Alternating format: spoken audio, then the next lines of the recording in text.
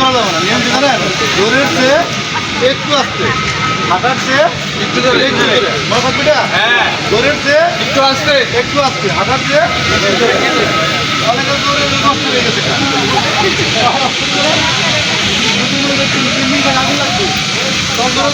একজনের উপর একজন সামনে এসে মানা যাবা হবে না। নাম কি? ফায়ার ডিল, মনে রাখবো? Fire drill. আগুন যদি লাগে আমরা ওই সময় ঠিক করবো, এর আগে কি আমরা প্রস্তুতি নিচ্ছি, মনে রাখবে? আজকে তো করতেছি কি নাম এটা? তাহলে আমি তো আমি কি দৌড়িয়ে আসবো নাকি? আসবো আমাদের যে ফায়ার সেফটি অফিসার কই কিছু বলেন আপনি? আসসালামু আলাইকুম। আপনারা সবাই ভালো আছেন? আসলে আজকে যে সিস্টেমটা আমরা করলাম আমাদের সামনে, সেটা হলো জরুরি ইভ্যাকুয়েশন প্ল্যান অনুযায়ী ফায়ার ড্রিল, একে বলে ফায়ার ড্রিল। আসলে জরুরি মুহূর্তে আগুন লাগলে আমরা কি করব? আমাদের বোরকা কই রাখছি, টিফিন কেয়ার বাটে কই রাখছি, স্যান্ডেল কই রাখছি, ইলেকট্রিক আমরা দেখবো না। আগুন লাগলে যদি ফায়ার অ্যালার্ম শব্দ শুনেন, তাহলে আমাদের বিগত দিনে যাদেরকে আমরা ফায়ার ট্রেনিং করাইছি, এরা দেখবেন আগুন লাগছে কই, আর বাদ বাকি যারা আছেন তারা ওদের আইস মার্ক করা আছে, হলুদ দাগের আইস মার্ক আছে, সবুজ কালারের মধ্যে জরুরি এক জিনিস হলুদ দাগের মার্ক আছে, লাল এরও চিনবে। যদি মনে করেন যে আগুন লাগে, সর্বপ্রথমে বন্ধ হবে বিদ্যুৎ, বিদ্যুৎ বন্ধ হলে ফ্লোর অন্ধকার হয়ে যাবে। অন্ধকার করতে আপনারা ফ্লোরের মাঝখানে দেখতে পাবেন গেটের মধ্যে এক দিতে আছে, এক দিতে আছে মনে করতে ওইটাই গেট, আর ওই গেটে যাওয়ার জন্য সবুজ লাগে রাস্তা আছে, দিয়ে আমাদের আইপিএসের একটা লাইন আছে, রাস্তা থেকে ওই দিকে আমরা গেটে বেরিয়ে আসবো।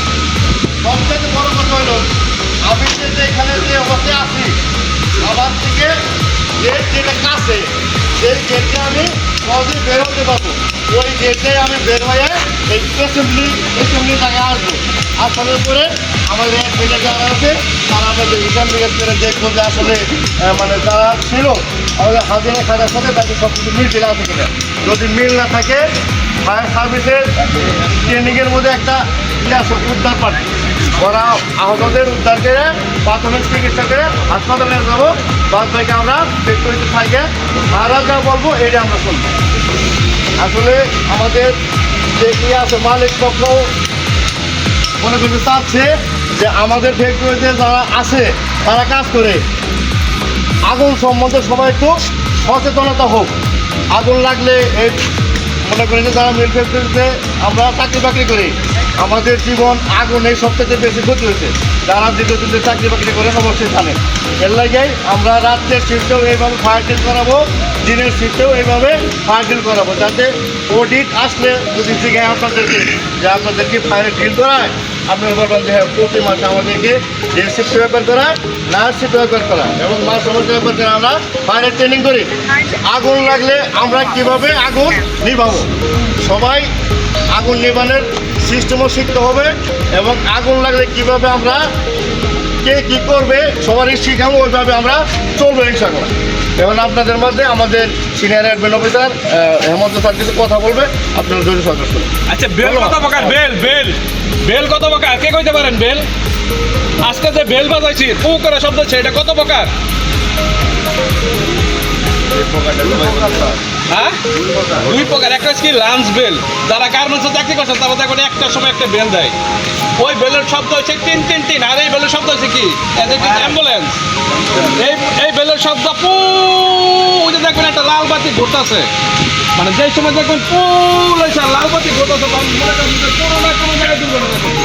তখন জুতা, বাড়ি, খাল, ব্যাগ, থালা, খালু, বই দরকার নাই। আগে কি করে ভিজে পাশে পাশের জন্য কি করে আগে কি করবেন? ভিজে পাসবেন, পরে পাশের জন্য পাসবেন। যদি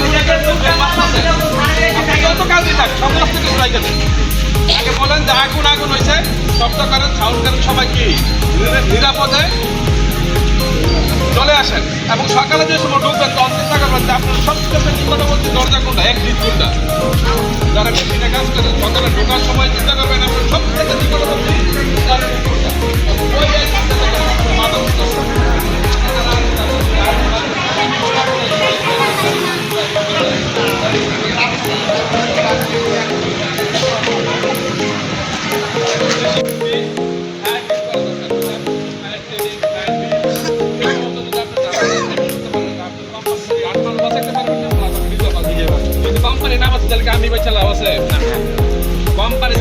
আছে, যদি কোম্পানি যদি কোনো ক্ষতিগ্রস্ত হয় তাহলে আমার বেতন দেবো কই থেকে কোম্পানি, আর আমি বাঁচব কিন্তু আমার বউগুলো হবে না।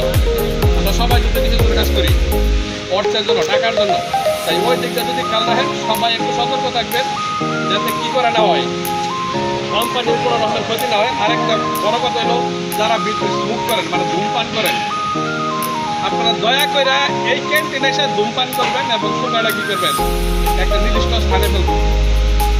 আশেপাশে কোথাও ধূমপান করেন না। এই আগুনের একমাত্র উৎস হইল কি ধূমপান করা।